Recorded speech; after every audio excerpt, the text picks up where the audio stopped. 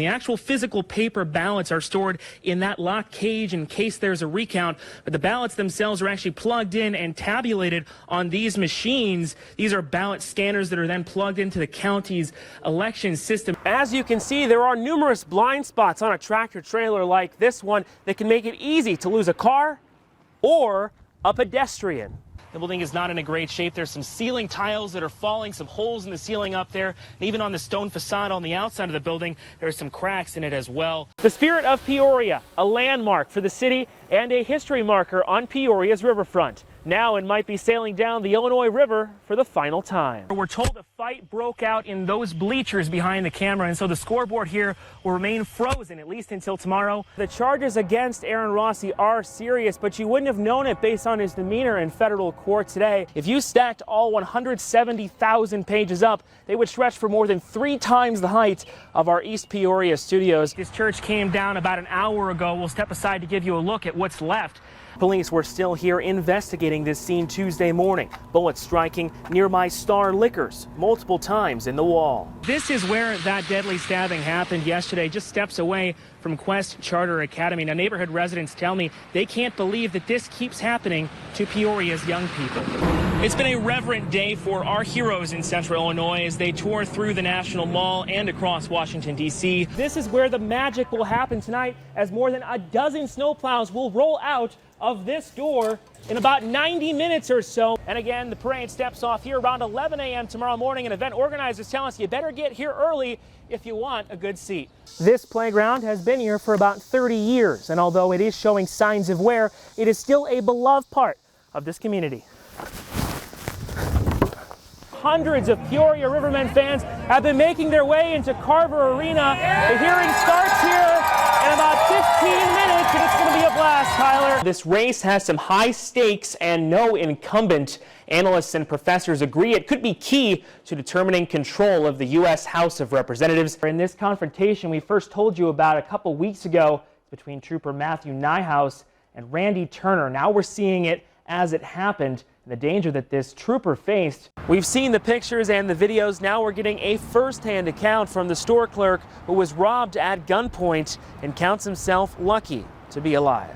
Here's where the first bullet fired. Michael Moss owns the McLean County Exchange Pawn Shop in Bloomington. And I'm wrestling with the guy, and this is where the second bullet fired. He says the 2 men came in last Wednesday with every intention of robbing and killing him. But after a struggle, Moss left with his life after their gun jammed. They wrestled me to the ground right here, and they pistol whipped me with the Uzi. And there was just blood all over the place here. I lost more blood than I thought I had. Moss has a black eye, 5 stitches in his head, and a lot of bruising. He showed us the dozens of cameras in the store There. and the James Bond-esque alarm system he used to alert police.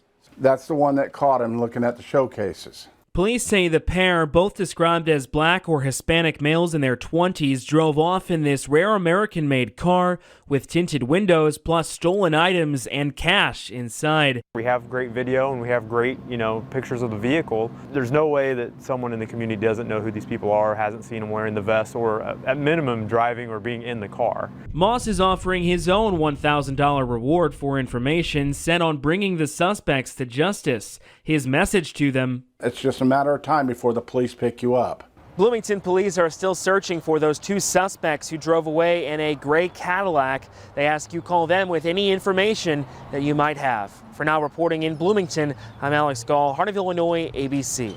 Yeah, good evening, Tyler and Amber. It's a quiet scene here in Hannah City. It's very somber along Route 116, which is where that plane came down of 2 days ago and smashed into the side of that building. Yeah. And it's crashing. This is that video. Oh my God. Where you can see the heroic actions of the pilot. The Peoria County coroner says 75-year-old James Evanson and his wife, 67-year-old Lisa Evanson of Santa Fe, died in this crash. The coroner says James was a veteran who served 2 terms in Vietnam as a helicopter pilot, a skill his family says helped him save lives in the final moments of his life. He avoided the vehicles, tried to land in the open area, and it would appear that perhaps after he landed, the wing caught on something, and that's what, caused the problem. The Federal Aviation Administration says Evanson reported engine trouble minutes before the crash. A local flight instructor says pilots repeatedly trained for engine failures, making the final result even more tragic. Said he looks like he did a great job. I would say almost like you said, textbook. Obviously someone who has practiced this. That Mooney M20 plane took off from Santa Fe, New Mexico, and was scheduled to land about the time it crashed. The National Transportation Safety Board is leading the investigation along with the FAA. They say a preliminary report could be ready in a few weeks, though a full report could take much longer. Eyewitness Peyton Jennings sent us this video and helped render aid in the moments following the crash. That's what stays with me every time I close my eyes. I can't get that image out of my head. I can't stop seeing their last breaths. And Tyler and Amber, these are the Evanson's memorials. 2 wooden crosses right here in downtown Hannah City outside of Gill's Supper Club. We've even seen people coming to bring more flowers in the hour that we've been here. For now, reporting live in Hannah City, I'm Alex Gaul, 25 News.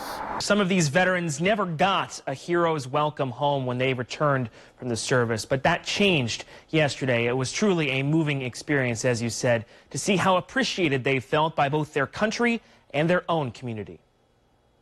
I'm proud to serve my country. Army veteran Joe Smith admits it's hard to express what he went through in Vietnam. For many years, soldiers like him were not celebrated by their country.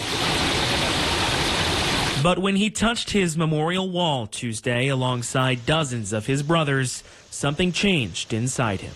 It's kind of a closing here. It helps. We're all brothers, so. And it's good to, talk to each other and express our feelings. Smith is one of about 75 Central Illinois heroes who traveled to our nation's capital for the 25th Greater Peoria Honor Flight. Visiting their memorials and even laying a wreath at the tomb of the unknown soldier. Everything is beautiful out here, everything. It's just fantastic. These heroes heard the cheers everywhere they went, from the airport to the monuments. Keep your eye on the grand old flag. And were serenaded by the Gibson Girls, a trio of sisters who started their wartime singer roles in 2018, now coming along for the entire trip. It makes you feel good knowing that they feel like they can share with you since you're sharing with them. Old friends met up with our vets on the National Mall in Washington just to say thank you.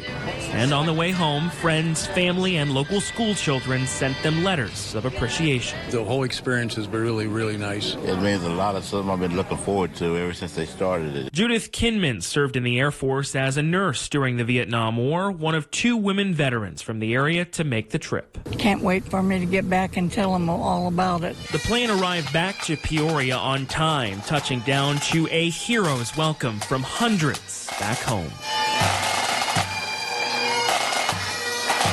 including those Vietnam veterans. It's just amazing, what this country gives.